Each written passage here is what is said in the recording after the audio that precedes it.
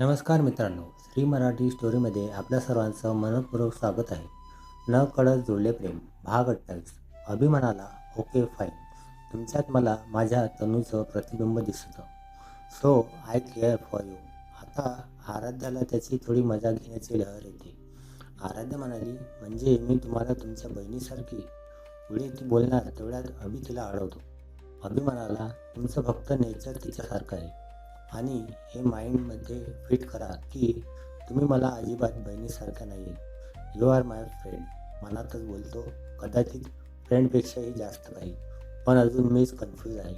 एकदा का हे कन्फ्युजन दूर झालं की मग मी तुम्ही माझ्यासाठी कोण आहात हे सांगण्यास अजिबात उशीर करणार नाही. तोवर दम धरा मिस व्हॉट एव्हर.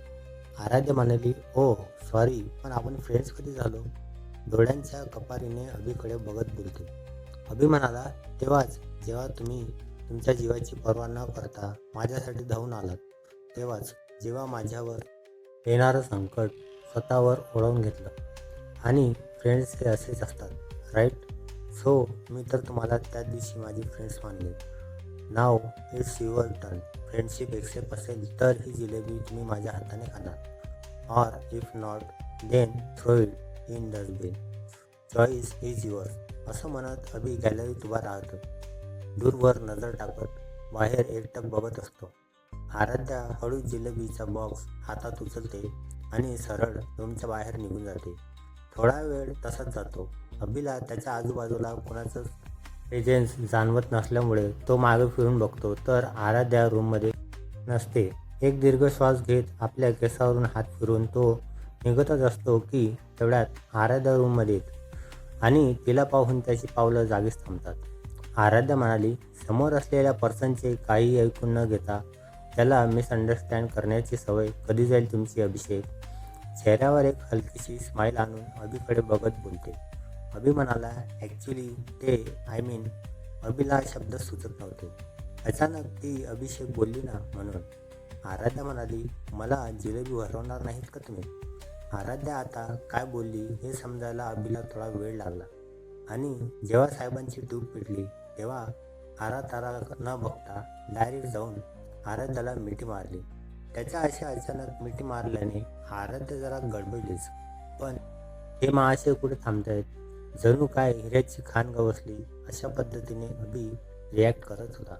अभि तिला मिठी घेतच बोलतो, thank you so much. You made my day by accepting my friendship. Thank you so much. It's mean a lot to me. Aaradhya अजूनही अवघडलेल्या अवस्थेत त्याच्याजवळ उभी होती. थोड्या वेळाने त्यालाही ते जाणवलं आणि तो तिच्यापासून दूर झाला. अभि म्हणाला, सॉरी, ते भावनेच्या भरात जरा. I hope you will understand. आराध्याकडे बघून बोलतो. थोडा वेळ असा शांततेत जातो. आराध्या म्हणाली, मग भरवताय ना स्वीट? तसा अभि तिच्या समोर जाऊन उभा राहतो आणि तिच्या हातातील प्लेटमधून जिलेबीचा एक तुकडा उचलून तिला भरवायला हात तिच्या तोंडाजवळ नेतो. तिने हलकेच आपले ओठ एकमेकांपासून विलग करत जिलेबीचा तुकडा अलगद आपल्या दातात पकडला आणि खाल्ला. खाताना थोडा का होईना तिच्या त्या मौशार ओठांचा स्पर्श त्याला झालाच. दोघांच्याही सर्वांगातून एक गोड शिरशिरी सडसडत गेली. काय नाव द्यावं या भावनेला? मैत्री की अजून काही? पण सध्या तरी त्यांच्या नात्याची सुरुवात ही मैत्रीने झाली होती. आणि तुम्हाला सर्वांना हे माहीतच आहे ना डॅड, अगर वो मेरी सबसे अच्छी दोस्त नहीं बन सकती तो मैं कभी उससे प्यार कर ही नहीं सकता. हाय. तसा अभिने तिच्यासमोर हात पुढे केला. तिने एक नजर त्यांच्याकडे बघून हलकेच आपला हात त्याच्या हातात दिला. अभि म्हणाला, now officially we are friends. So इथून पुढे आपल्यात मला कुठलीही फॉर्मॅलिटी नको आहे, समजलं? आराध्यने मान खालीवर डोलवत त्याला प्रतिसाद दिला. अभि म्हणाला, कधीही कुठल्याही क्षणी तुम्हाला माझी गरज भासली तर फक्त डोळे मिटून मला आठवायचं. त्या क्षणी हा अभिषेक तुमच्यासमोर हजर असेल. तो नजर रोखत तिच्याकडे बघून बोलतो. अभि म्हणाला, तुम्ही काय बोलणार आहात की नाही? मगासपासून मीच बोलतोय. आराध्या म्हणाली, तुमचा आवाज छान वाटतोय ऐकायला. ओघाओघात आराध्या बोलून जाते. अभि म्हणाला, what did you sed, come again. थोडासा मिश्किल हसत तिच्याकडे बघून बोलतो. आराध्या म्हणाली, नाही ॲक्च्युली ते तसं नव्हतं म्हणायचं मला. आय मीन कधी कधी बोलण्यापेक्षा ऐकण्यात जास्त समाधान असतं असं म्हणायचं होतं मला. थोडीशी सावरासावर करत ती बोलते आणि लगेच विषयांतर करते. आराध्या म्हणाली, बरं एक विचारू, थोडं पर्सनल आहे म्हणून म्हटलं. अभि म्हणाला, वी आर फ्रेंड्स नाव, तुम्हाला हवं ते विचारू शकता. मंद असं तिला सांगतो. आराध्या म्हणाली, काल एवढे का चिडले होते तुम्ही? आय मीन माझं काही चुकलं होतं का? अभि म्हणाला, no no, it's not like, म्हणजे थोडं मिसअंडरस्टँडिंग झालं होतं माझं. आराध्या म्हणाली, कशाबद्दल, म्हणजे जरा कळेल का मला? ती त्याच्याकडे नजर रोखून बोलते.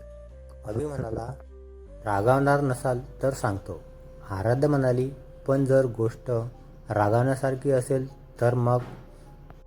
तसा अभि जरा चमकून तिच्याकडे बघतो. अभि म्हणाला, मग राहू द्या, नाही सांगत मी काही. आराध्या म्हणाली, जस्ट किडिंग, चला सांगा लवकर.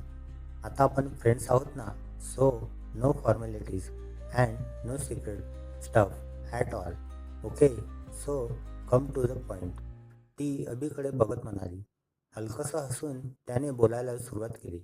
अभि म्हणाला, ॲक्च्युली काल तो तुमचा फ्रेंड आला होता ना, व्हॉट्स द नेम, हां धीरज, त्यामुळे थोडं मिसअंडरस्टँडिंग झालं माझं. त्या दिवशी मॉलमध्ये पण त्याने तुम्हाला मिठी मारलेली बघितलं मी, आणि काल पण तुम्ही तेच. आय नो थोडं वियर्ड वाटतंय ना ऐकायला, but trust me, I am just worried about you, nothing else, and for that I am really very sorry. Aaradhya पहिले तर त्याच्या बोलण्यावर खळखळून हसते. थोडा वेळ का होईना तोही तिच्या त्या हसण्यात स्वतःला हरवतो.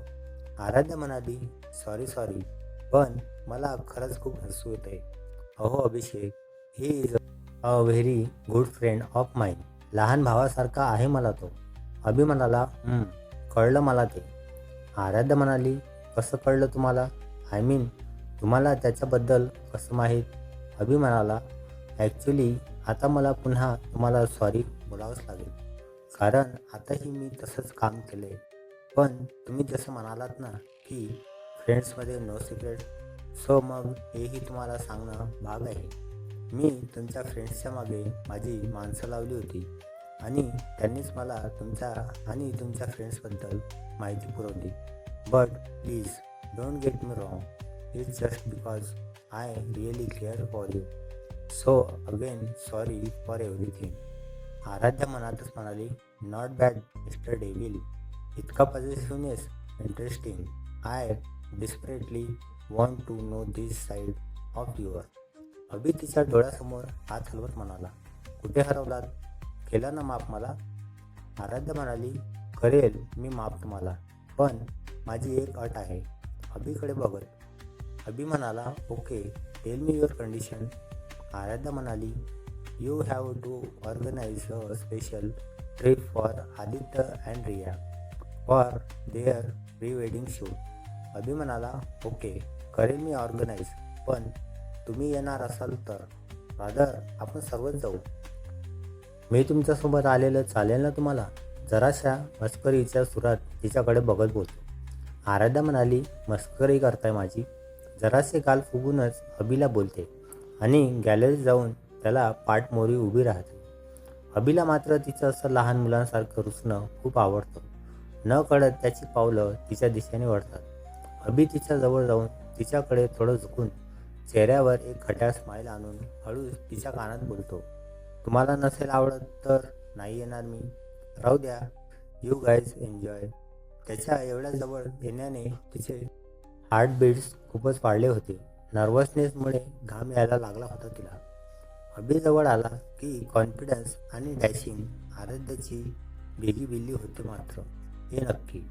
एवढं बोलून टर्न होतच असतो की तेवढ्यात आराध्या त्याचा हात पकडते. तो एकदा तिच्याकडे आणि एकदा तिने धरलेल्या हाताकडे बघतो. त्याच्या अशा बघण्याने ती पटकन त्याचा हात सोडते आणि बोलते, मी कधी असं म्हणाले? आय मीन आता तर आपण फ्रेंड्स आहोत ना, मग तुम्हालाही यायला लागेल असं म्हणायचं होतं मला.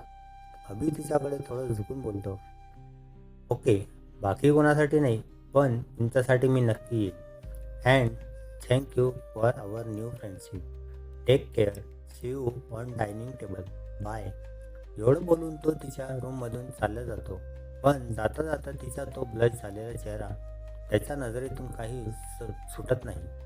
आराध्याच्या चेहऱ्यावर आज एक वेगळं समाधान होतं. नवीन फ्रेंडशिप, नवीन नातं, पण हे नाते मैत्रीच्याही पलीकडले आहे हे कुठेतरी ती जाणून होती. Cheers for the friendship of Abhishek and Aaradhya.